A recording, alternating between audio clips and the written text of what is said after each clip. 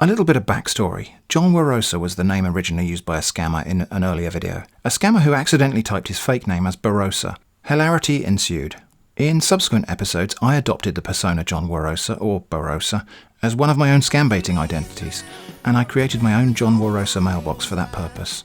Then, in the episode previous to this one, I threw scammers way off script by ignoring the details of their story and asking if they could assist me in recovering the John Warosa legacy, a box of money disguised as inconspicuous gold bars. At the end of that episode, I managed to get a scammer to create a lovely fake certificate about the John Warosa legacy, and I finished off by suggesting the fee be taken out of the fund. I expected the scammer to quit, but I was wrong. They came back.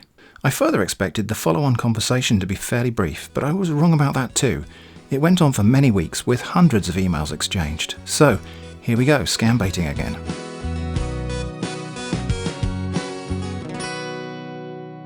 My tactics for this one are simple. I will just divert, annoy, delay, obfuscate and be as generally awkward and uncooperative as I can, at the same time as generally pretending that I really want to comply with the scammer's plan. So I suppose, fair warning, this might be as annoying for you to watch as it was for the scammer. One more tiny bit of admin: if you've got any questions about any of this, you may find they're already answered in the FAQ links in the video description. So as I say, it was a surprise when the scammer came back to my request to deduct the fee from the fund to say, "Note, that cannot be possible because everyone here is under the supervision of the United Nations officials. You also need to be aware that this metallic box has a code to open where the money is in the box, which would be handed over to you officially once the box arrives to your destination. We do not work that way, also for the fact that the box has been long forgotten. Honestly, no one here has the power to do that. If it was possible, you won't be charged for any fee." I said, "Okay. You said you'd already seen inside the box, and that nobody had an accurate count of the value inside. Go on, open the box, take the money. Open the box." The scammer replied, "You seems not to understand anything I have been saying, space comma. The box has a lowercase, which is where the money is, and you must open it with a code. I never told you anyone touched the money, nor knowing the amount, space comma. No one can access it at the moment after you wrote to claim it has been authorized and sealed for dispatch, if I may let you know that 6 boxes has been dispatched to these claimers in the US and Canada. Right now you are stressing my intelligence, and I can't keep repeating one thing again and again. No one can open the case where the money is in the box, only the gold bricks at the first and upper case. Everything are in your hands now, space comma." You are about to witness history in the making. Space, comma, stop. No. Every touch of the key Means something. Learn and practice. punctuation marks, It's easy. Oh, I keep hoping someone can find a way to... The secret that had baffled man through the ages. Now that's quite a problem sometimes. We'll experiment again. Actually, Simple as this. To conquer the problem. No. space Before, Comma. remember, punctuation, is easy when you know how. And so you try to do a good job. So everyone can have fun without the risk of serious injury. That's power. There's nothing to it. Boy, you sure make it sound easy.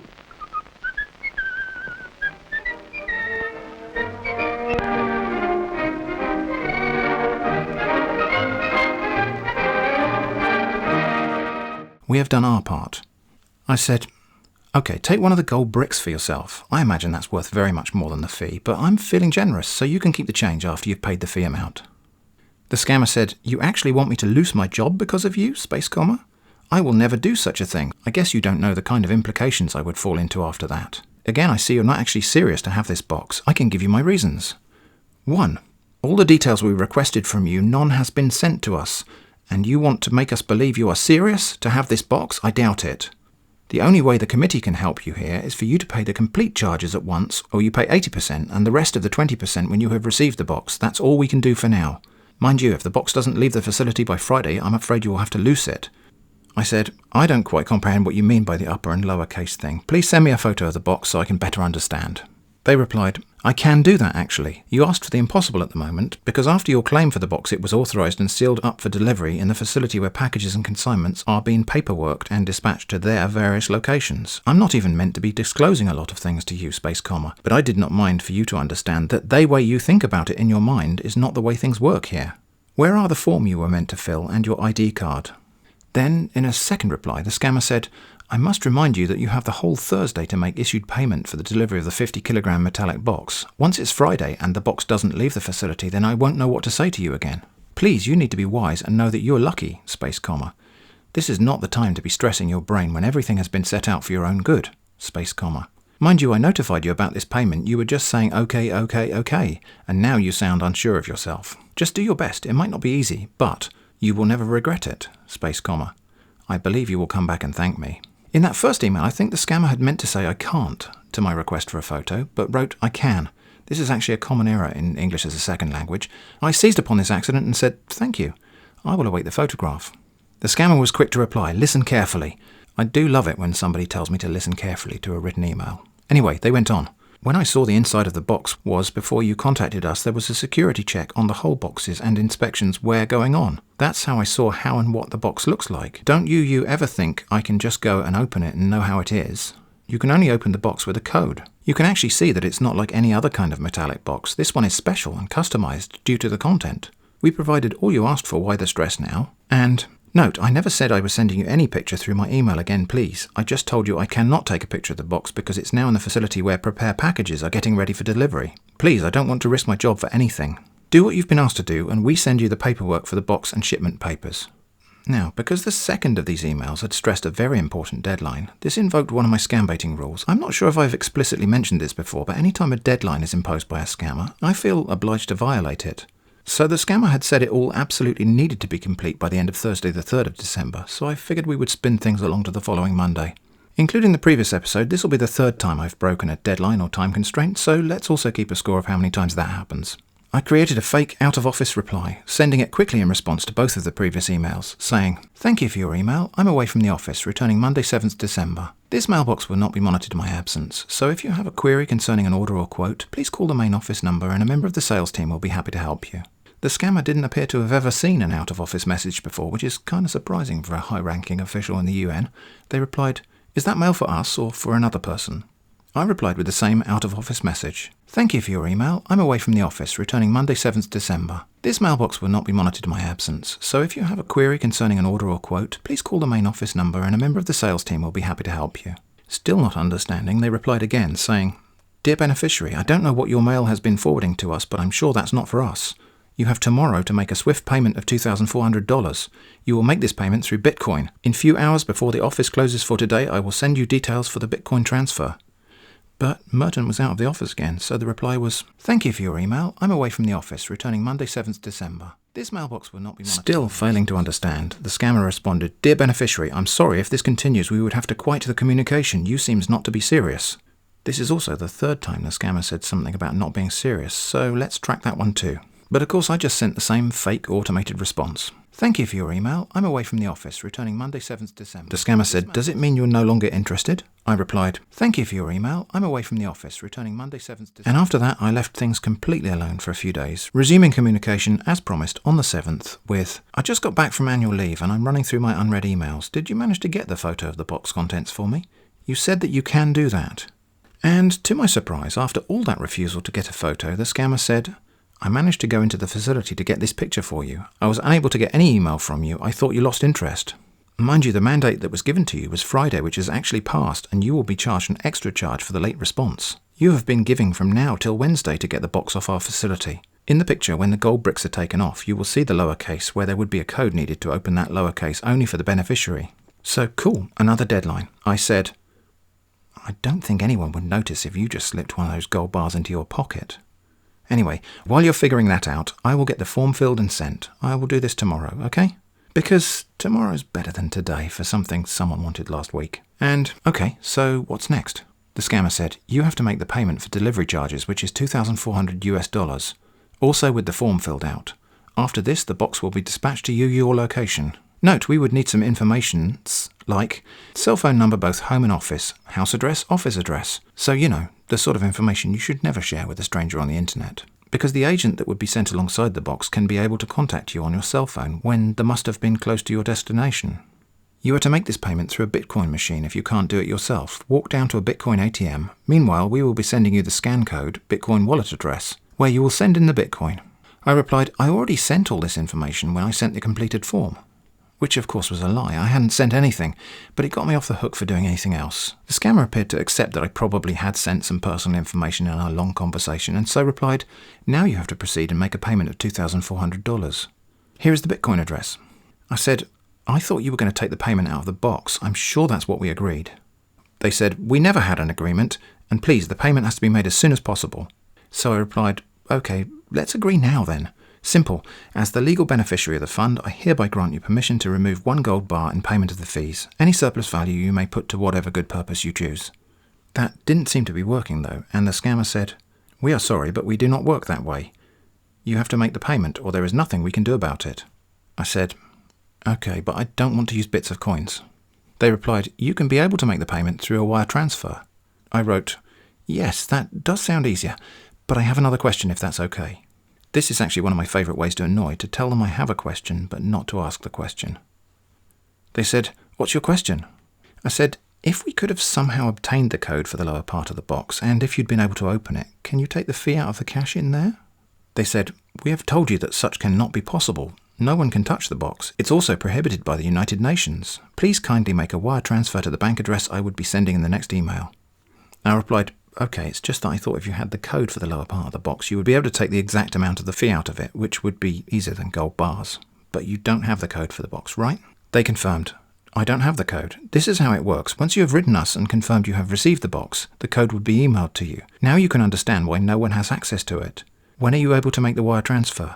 I said, "You haven't sent me any instructions regarding this. And we could try asking John Warosa for the code. Do you have his contact details?"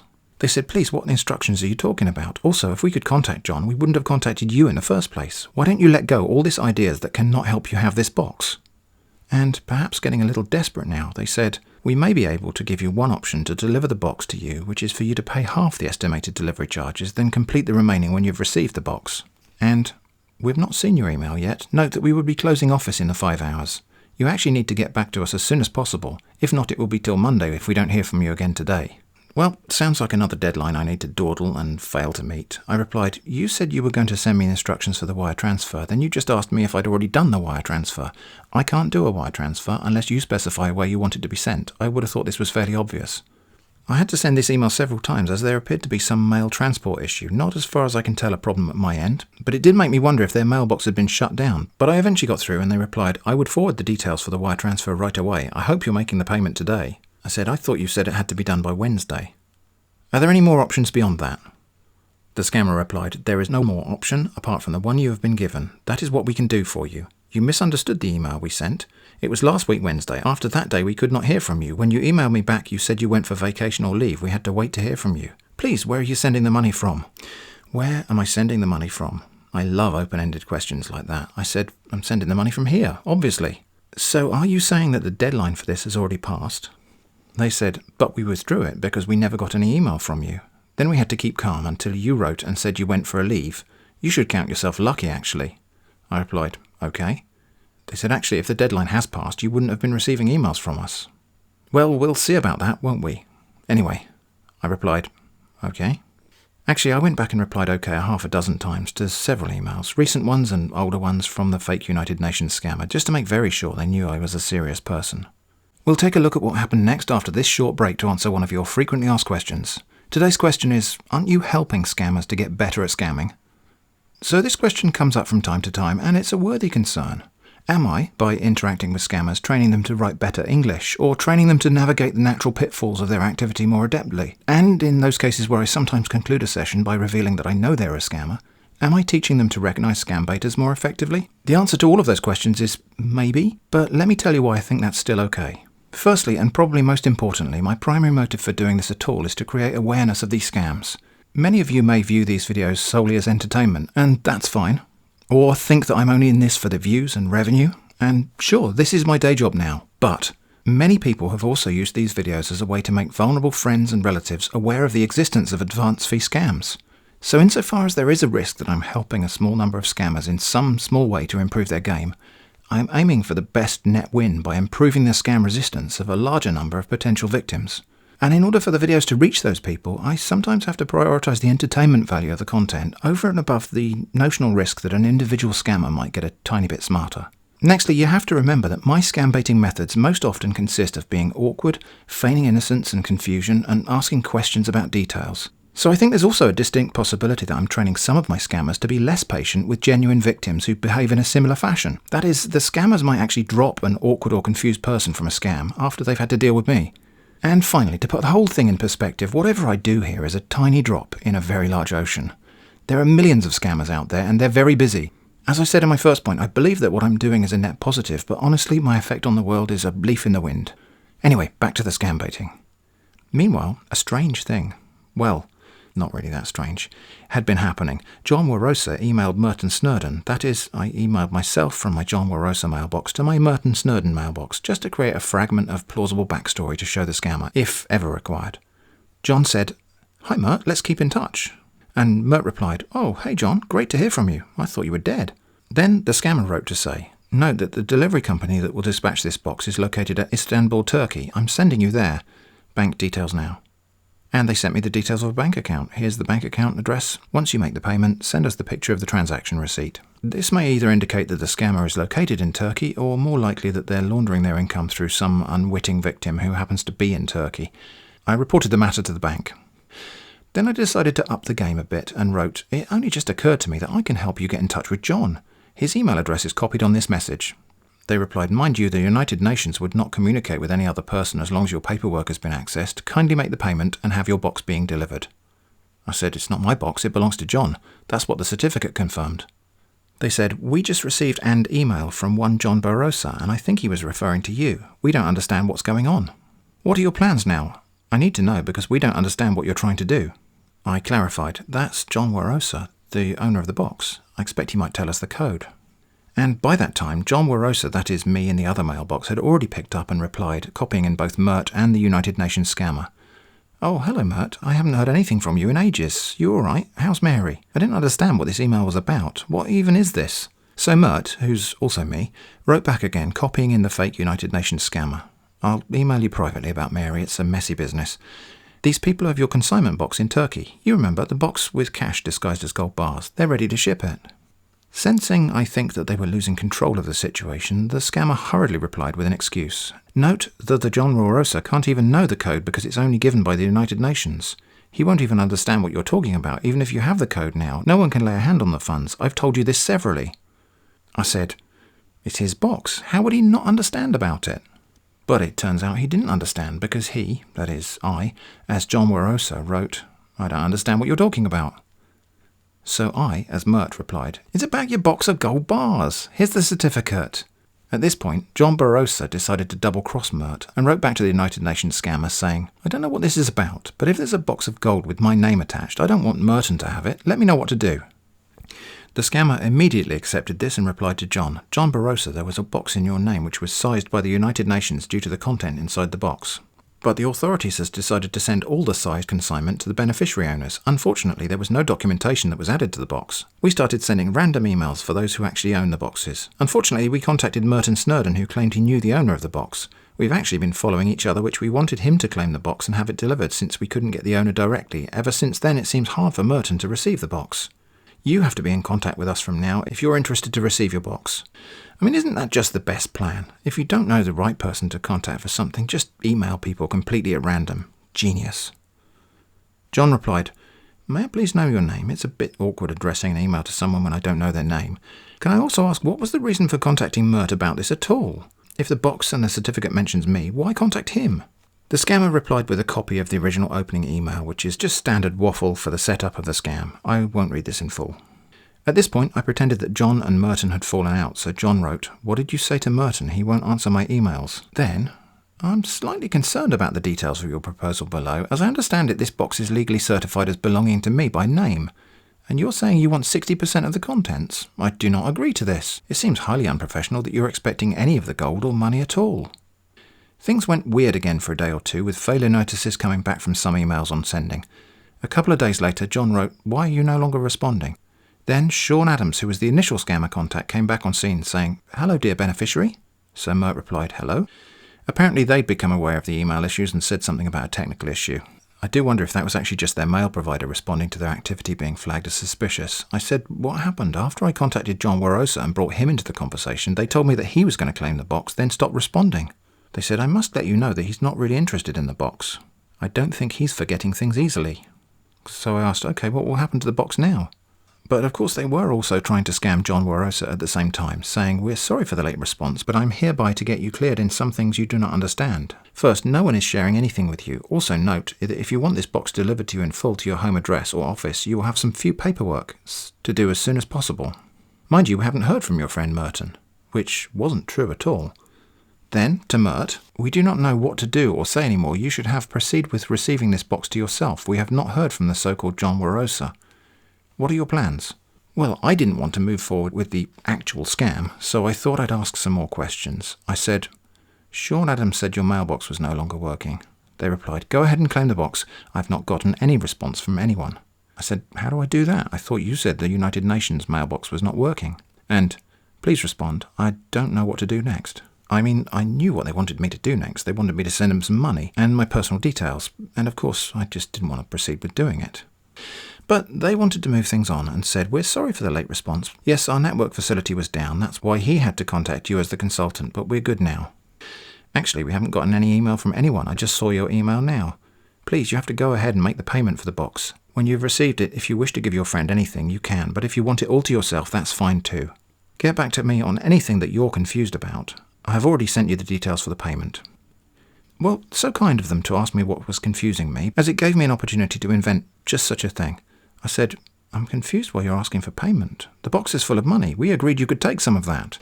But then they said their network facility was down. I was ordered to write you and let you know as the consultant, is there any problems? So I decided we would have a little time-wasting conversation about emails. I said, there's no problem here, thank you. They said, there is a problem going on with the United Nations mailing address. I was asked to contact you, ask what is going on with your response to them. I said, I don't really know. Half the time I contact them, the message is rejected, and on the occasions they do reply, it never makes any sense. They just ask me what's going on. Not helpful. Also, what's going on with John Barosa? Then they said again, note, we have not heard from John Barosa. That is why the United Nations have asked you to go ahead and have the box. The United Nations resources will email you a few hours from now.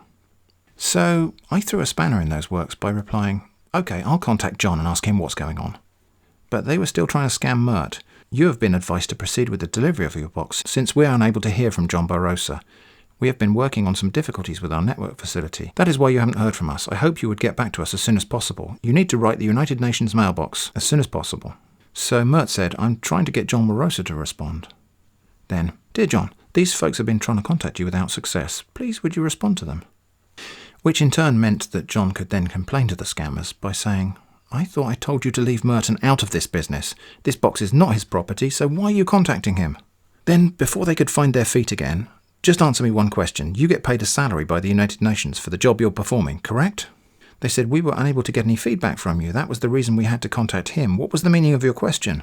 Then, you have not been serious with this since you were being notified. That is not helping us in any way. That has been the reason Merton has to be contacted. If you're truly serious on this, I will forward you details of what to do as soon as possible if you can get back to us right away. Then they wrote to Mert complaining about John. We don't know what's wrong with Mr. John Barosa. He keep asking why we are emailing you when can't reply an email for how many hours. That's very bad. He seemed not to be serious. So Mert, quite innocently, emailed John again, copying in the scammers. Why haven't you answered the United Nations person about your box of gold bars and money? Then John started to lose his temper with the scammers and said, I think my question was pretty transparent. You are paid a salary by the United Nations, but you're trying to skim off a profit by taking some of the content of the consignment box, which is mine. This seems pretty dishonest to me. This consignment is not yours. Also, why are you still communicating with Merton? He just emailed me about this again. They quickly, and now a little angrily, replied, May I bring to your notice that no one is taking out a pin from your metallic box because it has a security code which would be sent to you after you have received the box. In that case, no one has access to your box and no one's going to tamper with your box. All we want you to do is follow our steps to be able to get your box delivered to your home address. We contacted Merton because we were unable to get a mail from you which keeps delaying the box, and we have estimated time this box is meant to leave the facility. We await for your swift response. Now, one of the many things I love to do when scambaiting is to imply that the scammers are causing the problem. So John said, okay, well, can we just get on with that? Why all the delay? There was no reply for a day, so John chased, what's the current status? The scammer tried to move things along again, saying, "You're advised to fill in with the information as stated below. Your full name, your home address, etc. You know, the kind of information you should never share with a stranger on the internet. Those details requested for you will be very important for paperwork and invoice of the box before shipment." So I decided to try to probe for some more documentation and maybe talk them into creating some more documents. "Please, can you tell me some more about this, including sharing of any documentation and other information, as Mr. Snurden is not replying to my emails?" Then, impatiently, "Why is this taking so long?" They said, "Please send us the details required from you." I ignored that, and they sent me a copy of the certificate and some other forms. The certificate, which we had seen before in the previous episode, has now been resized down very small, so I said, "I cannot read the certificate, the image was too small. Please rescan at higher resolution and resend."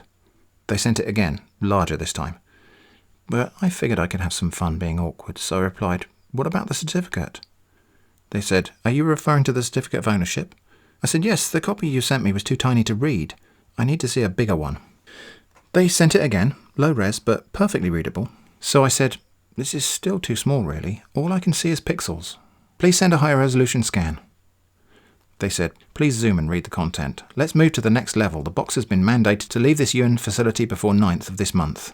Also send me the affidavit form, also the delivery form with your details filled in there. Please, this has to be done as soon as possible. Also note you're making a payment of $2,400. That's another deadline right there. I argued, "I don't know what you're doing wrong, but that was no better. It's still just made of pixels. Can't you scan this document in a more readable form? All I am asking for is for you to send the image without making it all be out of pixels. I can't see it properly." They said, "You have to know that the document can't be rewritten. It's been years ago I actually managed to get that copy for you. I also sent it to your friend before he contacted you. He saw everything. I don't know why you can't see it. Try checking a computer and zoom it. If it still doesn't work, then you have to be calm. After you've given us the information we need before the delivery gets approved, I will see what we can do." And then they asked again about the other two forms. The delivery fee has to be paid in 3 days. But I argued, why can't you just scan the paper document again in a better way without making it into pixels? They tried to move things along, saying, "Please, you are advised to do as we have told you. Send us the information we need. We would do something about the document. Also note there is no time on your side.